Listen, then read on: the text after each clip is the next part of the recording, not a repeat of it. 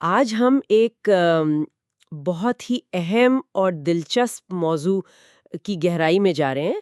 سورۃ الکہف کی پہلی 5 آیات، جی ان کے نزول کے پیچھے کیا کہانی تھی، کیا حالات تھے، اور دیکھیں 1400 سال بعد بھی آج یہ ہماری زندگی سے کیسے جڑی ہوئی ہیں۔ بالکل ہمارے پاس جو معلومات ہیں وہ اس پس منظر، کہانی اور ان آیات کی جو ابتدائی تشریح ہے اس پر روشنی ڈالتی ہیں۔ تو آج اس گفتگو کا مقصد یہی ہے کہ ہم نزول کے حالات سمجھیں، بنیادی پیغام کیا تھا اور آج کے دور میں ان کی کیا اہمیت ہے۔ جی ہاں، اور یہ سمجھنا بہت ضروری ہے کہ یہ صرف کوئی تاریخی واقعہ نہیں ہے، صحیح۔ یہ تو ایمان، استقامت اور رہنمائی کا ایک آپ کہہ لیں لازوال نقشہ ہے۔ خاص طور پر ایسے وقتوں کے لیے جب فتنے بہت ہوں۔ جیسے آج کل۔ بالکل، جیسا کہ آج کل ہم محسوس کرتے ہیں کہ سچ اور جھوٹ میں فرق کرنا کتنا مشکل ہو گیا ہے۔ تو کہانی شروع ہوتی ہے مکہ مکرمہ سے۔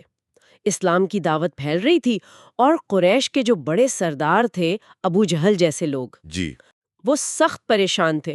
انہیں یہ بات بالکل ہضم نہیں ہو رہی تھی کہ لوگ اپنے باپ دادا کے طریقے چھوڑ کر ایک اللہ کی طرف جا رہے ہیں۔ ہاں، ان کی پریشانی صرف نظریاتی نہیں تھی، بلکہ ان کی جو سماجی حیثیت تھی، معاشی اثر و رسوخ تھا، اسے بھی وہ خطرے میں محسوس کر رہے تھے۔ اچھا۔ تو انہوں نے فیصلہ کیا کہ اس دعوت کو روکنا ہے اور نبی کریم صلی اللہ علیہ وسلم کی نبوت کو مشکوک بنانا ہے۔ اس کے لیے کر انہوں نے کیا کیا؟ اسی سلسلے میں انہوں نے ایک منصوبہ بنایا۔ وہ مکہ سے گئے مدینہ، وہاں کے یہودی علماء کے پاس۔ اوہ! مقصد کوئی عام سوال پوچھنا نہیں تھا، وہ ایسے سوال چاہتے تھے جو بہت پیچیدہ ہوں، جن کا تعلق پچھلی کتابوں سے ہو یا علم غیب سے، تاکہ نبی کریم صلی اللہ علیہ وسلم جواب نہ دے سکیں۔ بالکل۔ ان کے خیال میں ان کا جواب دینا کسی ایسے شخص کے لیے ناممکن تھا جسے پچھلی کتابوں کا علم نہ ہو۔ وہ آپ صلی اللہ علیہ وسلم کو لاجواب کرنا چاہتے تھے۔ اور یہودی علماء نے انہوں نے پھر کیا سوال دیے؟ انہوں نے غالباً قریش کی نیت سمجھ کر یا اپنے علم کی بنیاد پر انہیں 3 سوالات دیے۔ ٹھیک۔ پہلا، ان نوجوانوں کا قصہ سناؤ جن کا معاملہ بڑا عجیب تھا، یعنی اصحاب کہف۔ ٹھیک۔ دوسرا، اس شخص کے بارے میں بتاؤ جو زمین کے مشرق اور مغرب تک پہنچا تھا، یعنی ذوالقرنین۔ اور تیسرا؟ اور تیسرا سوال تھا روح کی حقیقت کے بارے میں، کہ روح کیا ہے۔ یہ تو واقعی گہرے سوالات تھے۔ جی، یہ سوالات بالکل ان کے مقصد کے مطابق تھے۔ یہ قریش کے لیے علم کا نہیں، نبوت کا امتحان تھے۔ صحیح۔ انہیں پورا یقین تھا کہ محمد صلی اللہ علیہ وآلہ وسلم ان کا جواب نہیں دے پائیں گے، اور یوں ان کا دعوی نبوت نعوذ باللہ غلط ثابت ہو جائے گا۔ وہ بڑے خوش تھے کہ اب بات بن گئی۔ تو وہ واپس مکہ آئے؟ جی، بڑے فاتحانہ انداز میں واپس آئے اور نبی کریم صلی اللہ علیہ وآلہ وسلم کی خدمت میں حاضر ہو کر یہ تینوں سوالات پیش کر دیے۔ آپ صلی اللہ علیہ وآلہ وسلم نے کیا جواب دیا؟ آپ صلی اللہ علیہ وآلہ وسلم نے تحمل سے سنے اور فرمایا، میں تمہیں کل ان کا جواب دوں گا۔ اچھا۔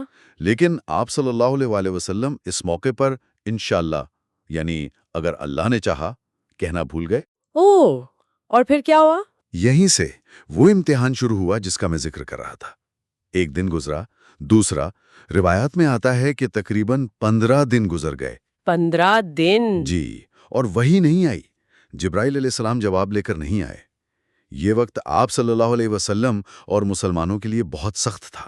میں تصور کر سکتی ہوں۔ مکہ کے سرداروں کو تو موقع مل گیا تانے دینے کا۔ وہ مذاق اڑاتے، کہاں گیا تمہارا خدا؟ جواب کیوں نہیں آتا؟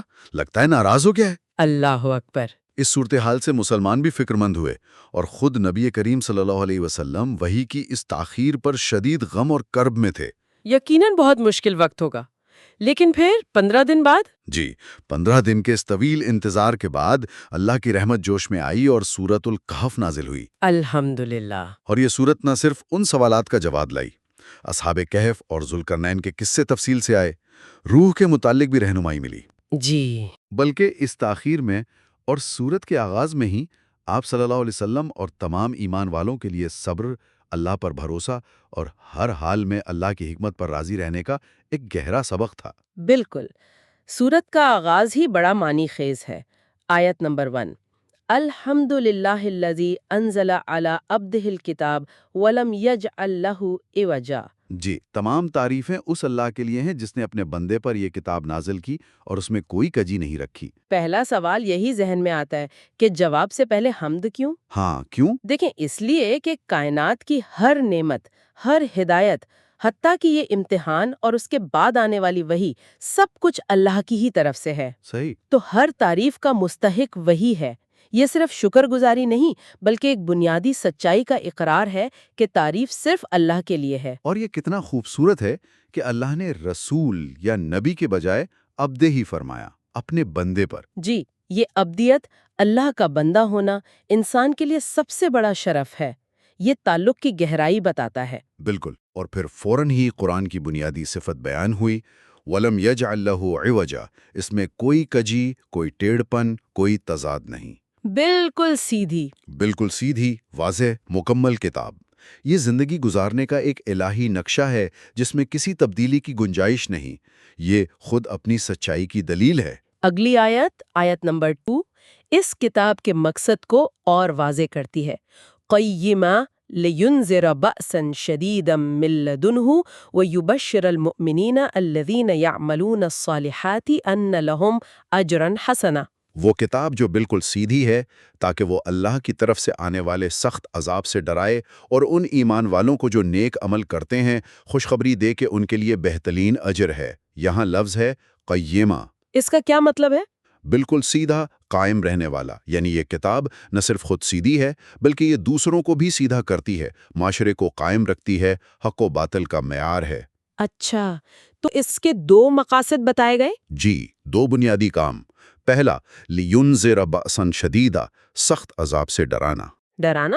ہاں، لیکن یہ ڈرانا اللہ کے غضب کا نہیں، اس کی رحمت کا اظہار ہے۔ جیسے ماں محبت میں بچے کو آگ سے روکتی ہے نا، سختی سے۔ جی، تاکہ وہ جل نہ جائے۔ بالکل اسی طرح اللہ اپنے بندوں کو ان کاموں کے انجام سے خبردار کرتا ہے جو انہیں نقصان پہنچا سکتے ہیں۔ یہ وارننگ دراصل حفاظت ہے۔ اور دوسرا کام؟ دوسرا کام، وَيُبَشِّرُ الْمُؤْمِنِينَ، ایمان والوں کو خوشخبری دینا، یعنی جو اس کتاب کو مانتے ہیں، ایمان لاتے ہیں، نیک عمل کرتے ہیں، ان کے لیے صرف ڈرانا نہیں، ان کے لیے بہترین اجر کی بشارت بھی ہے۔ تو ایک توازن ہے ڈرانے اور امید دلانے میں۔ جی بالکل، اور وہ اجر کیسا ہوگا؟ اس کی ایک جھلک اگلی آیت میں ہے، آیت نمبر 3، مَاکِثِینَ فِیہِ ابدا۔ وہ اس اجر میں ہمیشہ ہمیشہ رہیں گے۔ یہ لفظ ابداً، ہمیشہ ہمیشہ۔ ہاں، یہ بہت گہرا ہے۔ دنیا کی ہر خوشی، ہر کامیابی عارضی ہے، آج ہے، کل نہیں۔ صحیح، لیکن اللہ جو اجر دے گا وہ دائمی ہوگا۔ جنت کی نعمتیں، سکون، اللہ کی رضا کبھی ختم نہیں ہوں گی۔ وہاں نہ کوئی دکھ، نہ تکلیف، نہ بڑھاپا، نہ موت۔ یہ تصور ہی کتنا پرسکون ہے۔ اور یہ دنیا کی عارضی چیزوں کے پیچھے بھاگنے سے روکنے کے لیے کافی ہے۔ پھر آیت نمبر 4 میں ایک خاص گروہ کو خبردار کیا گیا، وَيُنذِرَ الَّذِينَ قَالُوا اتَّخَذَ اللَّهُ وَلَدًا، اور خاص طور پر ان لوگوں کو ڈرائے جو کہتے ہیں کہ اللہ نے کوئی بیٹا بنا رکھا ہے۔ یہ بہت اہم نکتہ ہے۔ توحید اسلام کی بنیاد ہے، اور اللہ کے ساتھ کسی کو شریک کرنا، خاص طور پر اللہ کی اولاد قرار دینا، یہ سب سے بڑا گناہ ہے، شرک ہے۔ اللہ نے اسے الگ سے کیوں بیان کیا؟ اس کی سنگینی کی وجہ سے، اور یہ اس پس منظر میں بھی اہم ہے کہ قریش کو سوالات کے لیے اکسانے والوں میں یہودی اور عیسائی علماء تھے، جن کے ہاں اگرچہ تحریف شدہ شکل میں اللہ کی اولاد کا تصور پایا جاتا تھا۔ حضرت عزیر علیہ السلام یا حضرت عیسیٰ علیہ السلام کے بارے میں؟ جی، قرآن اس گمراہی کی واضح تردید کر رہا ہے۔ اور 5ویں آیت تو اس دعوے کی جڑ ہی کاٹ دیتی ہے۔ مَا لَهُم بِهِ مِنْ عِلْمٍ وَلَا لِآبَائِهِمْ كَبُرَتْ كَلِمَةً تَخْرُجُ مِنْ أَفْوَاهِهِمْ إِنْ يَقُولُونَ إِلَّا كَذِبًا۔ اس بات کا نہ تو انہیں خود کو علم ہے اور نہ ان کے باپ دادا کو تھا۔ کتنی بڑی بات ہے جو ان کے منہوں سے نکلتی ہے، وہ نرا جھوٹ بکتے ہیں۔ اللہ واضح کر رہے ہیں کہ یہ عقیدہ کسی دلیل پر مبنی نہیں ہے، نہ علم، نہ مشاہدہ، نہ وحی۔ یہ صرف جہالت ہے۔ جہالت اور اپنے باپ دادا کی اندھی تقلید۔ من علم میں من کا مطلب ہے ذرا برابر بھی علم نہیں، اور وَلَا لِآبَائِهِمْ، نہ انہیں پتا نہ ان کے بڑوں کو جن کی وہ پیروی کر رہے ہیں۔ یہ اندھی تقلید پر بہت کاری ضرب ہے۔ اور پھر الفاظ کی شدت، کبرت کلمتن تخرج من افواہہم، کتنی بڑی کتنی سنگین بات ہے یہ۔ جی، قرآن میں دوسری جگہ اشارہ ہے کہ یہ بات اتنی بری ہے کہ قریب آسمان پھٹ جائیں، زمین شک ہو جائے، پہاڑ ریزہ ریزہ ہو جائیں۔ اللہ اکبر، رونگٹے کھڑے ہو جاتے ہیں سن کر۔ اور آیت کا اختتام بالکل واضح فیصلے پر، ان یقولون الا کذبا، وہ جو کہہ رہے ہیں وہ جھوٹ کے سوا کچھ نہیں ہے۔ بالکل سفید جھوٹ۔ کوئی شک نہیں، کوئی ابہام نہیں۔ جی۔ اچھا، یہ تو ہو گئی آیات اور ان کا پس منظر۔ اب آتے ہیں آج کے دور میں ان کی اہمیت کی طرف۔ وہ مشہور حدیث ہے نا صحیح مسلم کی، جی، حضرت ابو درداء رضی اللہ عنہ سے روایت ہے کہ نبی کریم صلی اللہ علیہ وسلم نے فرمایا، جس نے سورۃ الکہف کی پہلی 10 آیات یاد کر لی، یا ایک روایت میں ہے پڑھتا رہا، وہ دجال کے فتنے سے محفوظ رہے گا۔ بالکل۔ تو ان پہلی 5 آیات کا بھی اسی سے تعلق بنتا ہے۔ یقیناً۔ دجال کا فتنہ احادیث کے مطابق انسانی تاریخ کا سب سے بڑا فتنہ ہوگا۔ وہ حقیقت کو جھوٹ اور جھوٹ کو حقیقت بنا کر پیش کرے گا۔ کیسے؟ وہ شکوک و شبہات پھیلائے گا، خواہشات کو ابھارے گا، اس کے پاس عجیب طاقتیں ہوں گی، اپنی جنت دوزخ دکھائے گا، بارش برسائے گا، فصلیں اگائے گا، مردوں کو زندہ کرنے کا دعویٰ کرے گا۔ یہ تو ایمان کا بہت بڑا امتحان ہوگا۔ شدید ترین امتحان۔ تو پھر ان آیات میں اس سے بچاؤ کیسے ہے؟ صرف زبانی یاد کرنا کافی ہے؟ نہیں، صرف زبانی یاد کرنا نہیں، بلکہ ان میں جو پیغام ہے اسے سمجھنا اور اپنانا ہے۔ کیا پیغام ہے؟ دیکھیں، پہلا سبق تو پہلی ہی آیت میں ہے، الحمدللہ، ہر حال میں اللہ کا شکر۔ جو اللہ کی نعمتوں پر شاکر ہے، تقدیر پر راضی ہے، وہ دنیا کی چمک دمک، مادیت پرستی اور دجال کی مصنوعی جنت کے دھوکے میں آسانی سے نہیں آئے گا۔ اس کا دل اللہ سے جڑا ہوگا۔ بالکل۔ دوسرا سبق، اللہ عبدہ الکتاب، ہماری اصل پہچان اللہ کی بندگی ہے اور ہماری پناہگاہ اللہ کی کتاب ہے۔ فتنے کے طوفان میں قرآن ہی وہ رسی ہے جسے تھام کر بچا جا سکتا ہے۔ خود کو عبد سمجھنا تکبر سے بچاتا ہے۔ جی، اور تکبر گمراہی کا بڑا سبب ہے۔ تیسرا نقطہ، لم یجل لہو عوجا، جب دجال سچ کو جھوٹ اور جھوٹ کو سچ بنائے گا، جب ہر طرف سے نئے نئے نظریات آئیں گے، جیسے آج کل آتے ہیں۔ جی، اس وقت قرآن کی اس صفت پر کامل یقین کہ یہ بالکل سیدھی بے عیب کتاب ہے ہمیں ثابت قدم رکھے گا۔ ہمیں کسی اور معیار کی ضرورت نہیں رہے گی۔ اور چوتھی پانچویں آیت، کبرت کلیمتن ان یقولون الا کذبا۔ اس کا سبق یہ ہے کہ جھوٹ کو جھوٹ کہنے کی ہمت پیدا کریں، چاہے وہ کتنا ہی بڑا دعویٰ ہو، کتنے ہی لوگ اسے مانتے ہوں۔ دجال کا ہتھیار فریب ہوگا، اور اس کا توڑ یہی ہے کہ حق پر ڈٹ جائیں اور باطل کو باطل کہیں، بغیر کسی خوف کے۔ آج ہم جس دور میں ہیں، جسے انفارمیشن ایج کہتے ہیں، ہر طرف سے معلومات کی بمباری ہے۔ جی، سوشل میڈیا، خبریں، ویڈیوز، ایک سیلاب ہے۔ اور اس سیلاب میں سچ اور جھوٹ میں فرق کرنا ناقابل یقین حد تک مشکل ہو گیا ہے۔ ایک خبر آتی ہے، وائرل ہو جاتی ہے، بعد میں پتہ چلتا ہے جھوٹی تھی۔ بالکل، ایک نظریہ آتا ہے، لوگ بغیر سوچے سمجھے مان لیتے ہیں۔ تو کیا یہ کچھ ویسی ہی صورتحال نہیں جیسے قریش بغیر علم کے سنی سنائی باتوں پر باپ دادا کی تقلید میں الجھے تھے؟ جی، یہ مشابہت بہت اہم ہے۔ آج ہم دیکھتے ہیں سوشل میڈیا پر ایک ٹرینڈ چلتا ہے اور لوگ بغیر تحقیق کے اسے سچ مان لیتے ہیں۔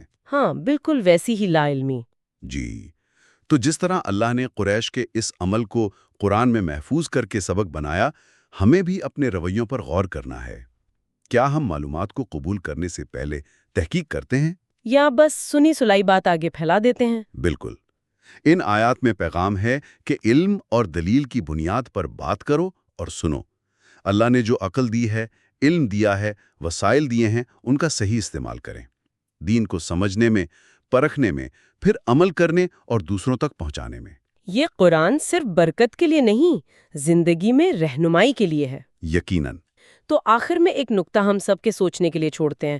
ایک ایسے دور میں جہاں معلومات کا شور ہے، گمراہ کن نظریات ہیں، سچ اور جھوٹ میں فرق کرنا مشکل ہے، دجال کے فتنے جیسا مشکل، جی، وہاں قرآن کی یہ صفت کہ وہ قیمہ ہے، بالکل سیدھا، اٹل، قائم رہنے والا، یہ صرف فتنوں کے خلاف ایک ڈھال ہی نہیں بلکہ کیا یہ ہماری روزمرہ کی عملی زندگی میں، ہماری پیچیدگیوں میں، سماجی، اخلاقی، ذاتی فیصلوں میں صرف واضح مذہبی گمراہیوں سے ہٹ کر بھی ایک فعال قطب نما، ایک کمپس کے طور پر ہماری رہنمائی کر سکتا ہے؟